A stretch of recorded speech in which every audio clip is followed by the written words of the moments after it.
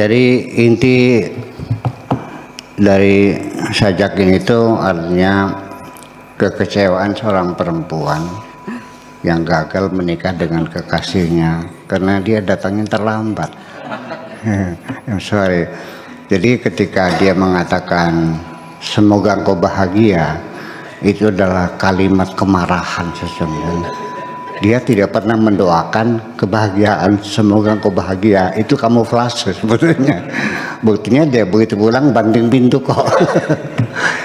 Itu yang perlu kita hayati. Kemudian ada hal penting lagi yang disampaikan, bahwa penderitaan, semua orang sanggup memikul penderitaan pada saat penderitaan itu berkesinambungan.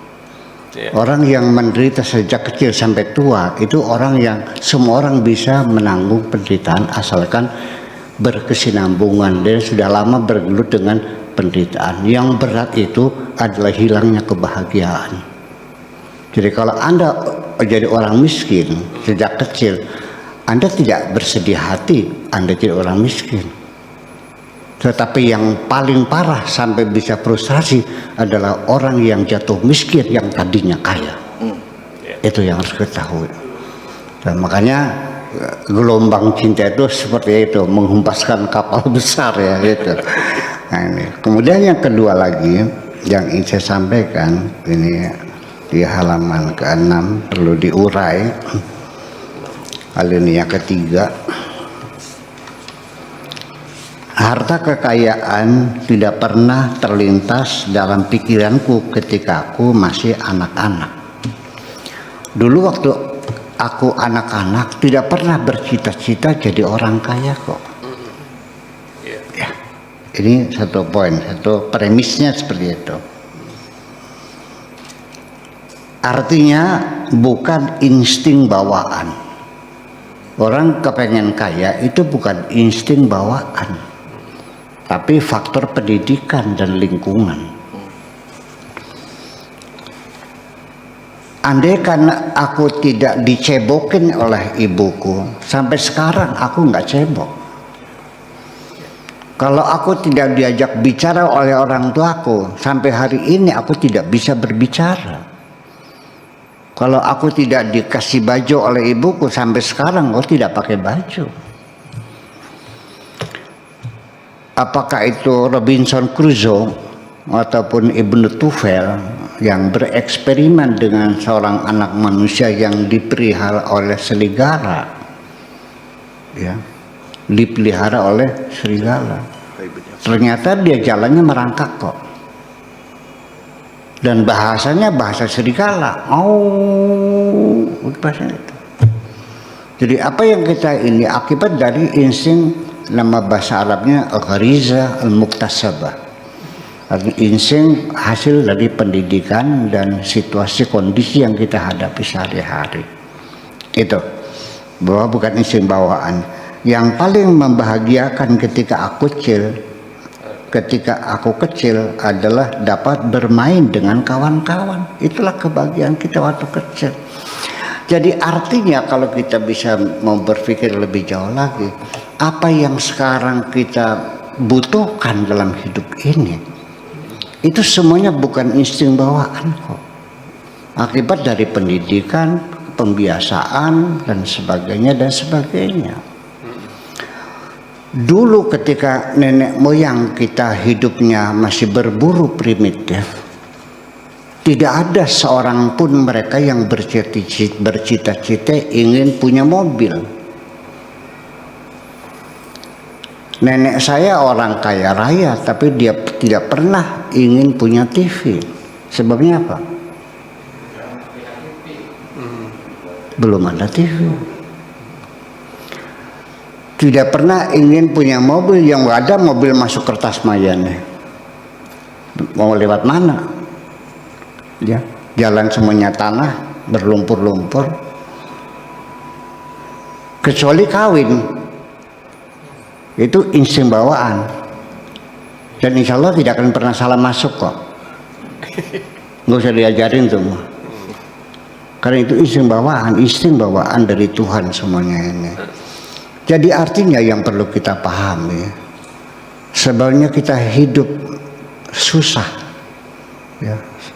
Dipaksa kita harus bekerja keras banting tulang, malam jadi siang, siang jadi malam, ya.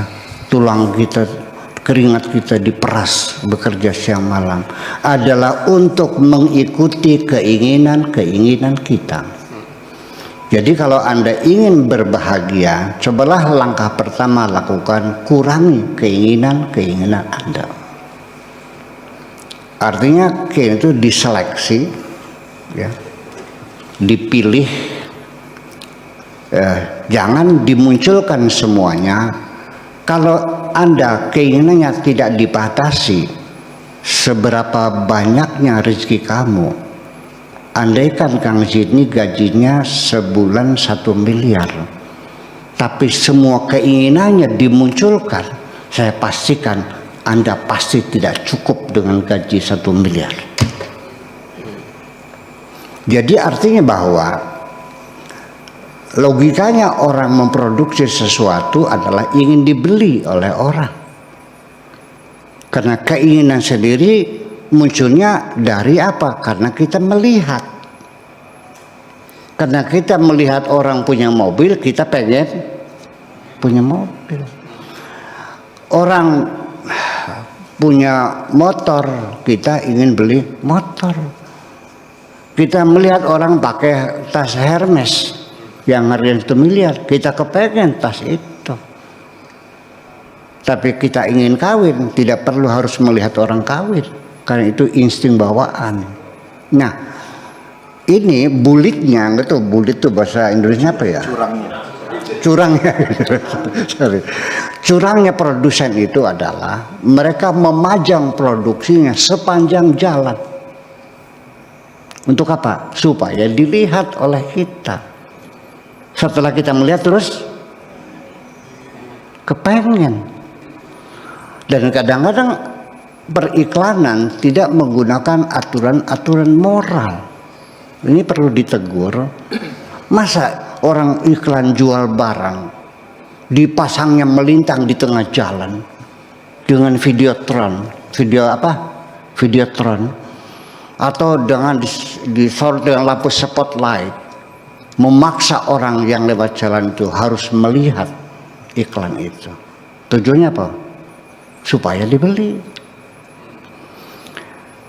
Kadang-kadang juga iklan juga tidak menggunakan standar moral. Apa hubungannya menjual produk sambil dipajang gambar perempuan cantik jelita yang setengah telanjang?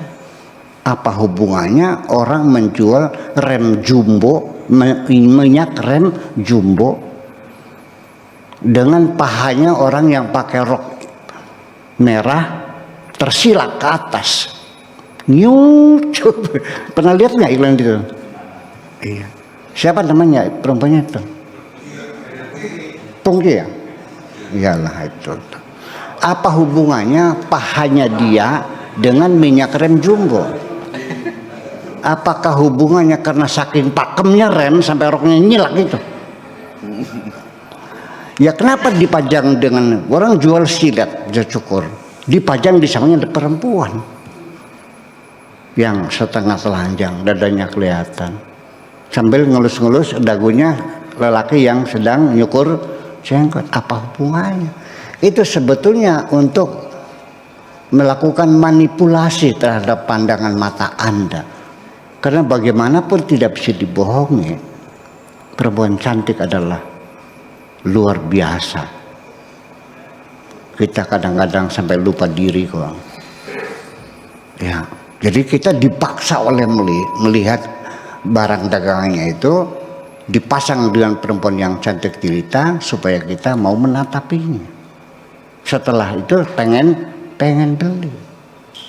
Sampai caranya apapun, sampai diusahakan dengan sedemikian rupa, sampai juga dengan bayar cicilan DP 0, diberi kemudahan-kemudahan. Nah, itu artinya setiap hari kita dirangsang untuk berkeinginan.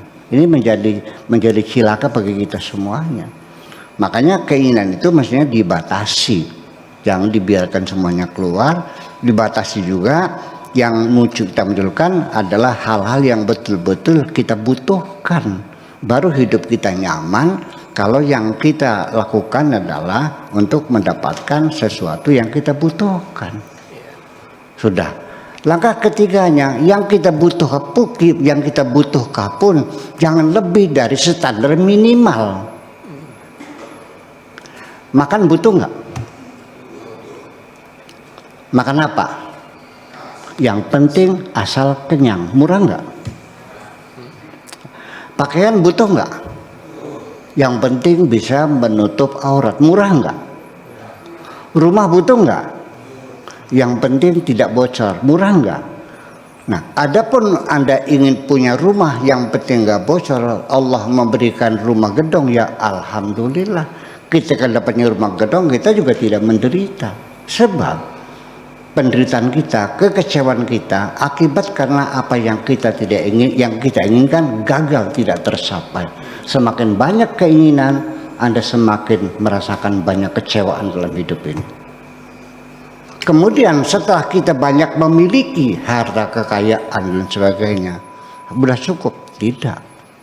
Semakin banyak yang Anda miliki, Anda semakin banyak diterpa oleh kesedihan-kesedihan. Iya. Ketika mobil Anda tabrakan, ringsek di jalan tol, sedih nggak? Sedih. Ketika mobil itu hilang, sedih nggak? Apa sebabnya sedih? Oke, saya nanya, kalau yang hilang mobilnya Pak Camat, Anda sedih nggak? Nggak. Kenapa nggak sedih? Mobil dapat dikasih. Ya karena bukan mobil saya. Anak Anda hilang, nggak pulang-pulang, panik nggak? Sebabnya apa? Karena anak saya. Kalau yang hilang anaknya Bu Ani, Anda sedih nggak? Kenapa nggak sedih? Jadi kalau begitu, yang menimbulkan rasa sedih hati kita di dunia ini adalah berawal dari karena kita merasa memiliki. Itu. Jadi artinya jangan-jangan orang yang paling bahagia adalah orang yang tidak punya apa-apa. Bitarmi tidak pernah sedih mobilnya hilang. Tahu sebabnya apa? Tidak memiliki mobil. Karena dia tidak punya. Dia tidak pernah pingsan melihat rumahnya terbakar. Sebabnya apa? Dia tidak pernah panik anaknya nggak pulang-pulang. Sebabnya apa? Jadi kalau begitu, yang paling bahagia di dunia adalah orang yang tidak punya apa-apa. Ini dikatakan tuba liman hudiya lil Islam wa kana aishuhu kafafan wa qanaatan. Betapa bahagianya orang yang hidup di dunia tidak punya apa-apa. Karena dia tidak pernah bersedih hati. Ketika Anda tidak pernah bersedih hati dan tidak kecewa, Anda berada di puncak kebahagiaan. Itu yang jadi persoalan. Tetapi secara syariat Anda punya sertifikat. Sertifikat yang miliki itu bukan kepemilikan mutlak sesungguhnya. Itu hanya hak guna pakai. Apapun yang kau miliki adalah hak guna pakai sementara. Fasilitas dari Tuhan. Di mana buktinya itu hak pakai sementara? Dapat saya pastikan sejak sekarang bahwa apapun yang Anda miliki suatu ketika harus Anda lepaskan semuanya. Dan ketika Anda pulang kepada Tuhan, kain kafan yang akan menyelimuti tubuhmu, insya Allah tidak ada kantongnya kok. Semuanya ditinggal. Jadi artinya ketika kita meyakini bahwa semua yang ada hanyalah fasilitas, inventaris dari Tuhan selama kita di dunia, dan kita akan kembali kepadanya, dan yang kita miliki akan kita tinggalkan. Apa saja yang kita kumpulkan dan akhirnya kita tinggalkan, itu adalah main-main semuanya. Jadi ketika Anda itu bisa meyakini bahwa ini semuanya hak guna pakai sementara, semuanya adalah milik Tuhan, seperti firman-Nya, lillahi ma fis samawati wa ma fil ardi, bahwa semua yang ada di langit, yang ada di bumi adalah milik Tuhan, dan Anda melepaskan diri Anda dari rasa memiliki, sejak itu Anda akan berada di puncak kebahagiaan. Terima kasih.